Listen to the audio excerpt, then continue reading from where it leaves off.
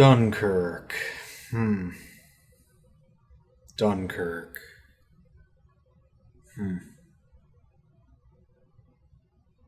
This is going to be a tough movie to review.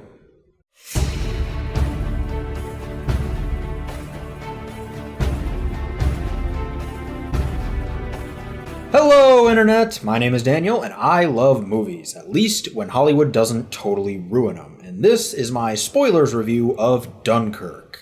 I was going to do a spoiler-free and spoiler version, but there wasn't really a whole lot of difference in the script when I was writing them out, so I figured I'd just do it in one video.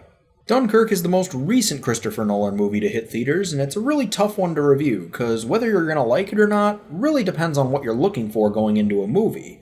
If you're looking for a movie with a lot of emotional arcs and good characters and that kind of thing developing, this probably isn't going to be the best movie for you. But if you're looking for a really gritty, realistic depiction of a battle from World War II, this is actually a very well done movie. Personally, for me, I lean towards more the character-driven stories, so it wasn't exactly my favorite movie this year, but I could see how it was done well. Especially when it comes to things like the sound designs and even some of the unique shots. They actually had one of them where they had a camera, I believe, mounted on the wing of a plane, and it was kind of facing behind the plane to another plane that was chasing it in a dogfight. And that was really a neat shot, at least the first few times. By the 12th time, it started to get a little bit overused, in my opinion.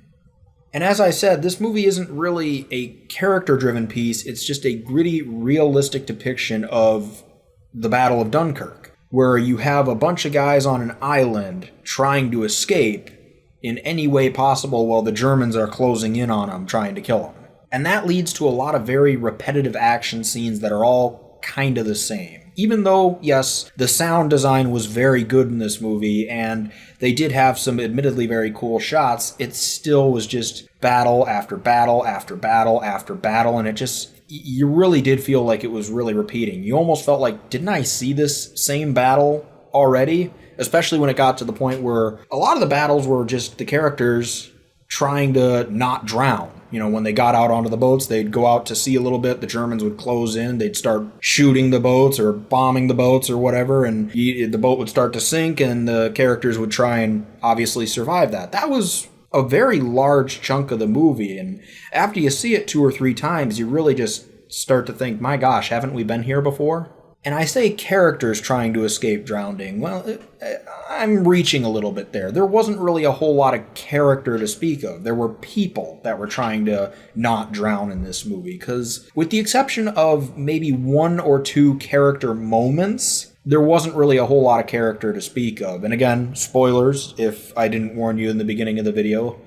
Spoiler warning upcoming, because one of the moments that was a character moment later in the film is when a character that was suffering from PTSD due to what happened at Dunkirk accidentally ends up killing a young boy without really realizing it. And the character that dies, I believe his name was Gregory, but I honestly have a hard time remembering a lot of the names in this movie.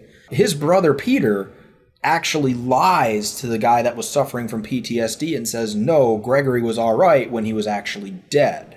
And that was a bit of an interesting turn, because that really shows that Peter knows exactly how difficult this sort of situation can be on people, and he didn't want to make it any harder for the guy suffering from PTSD by telling him, you just killed a man.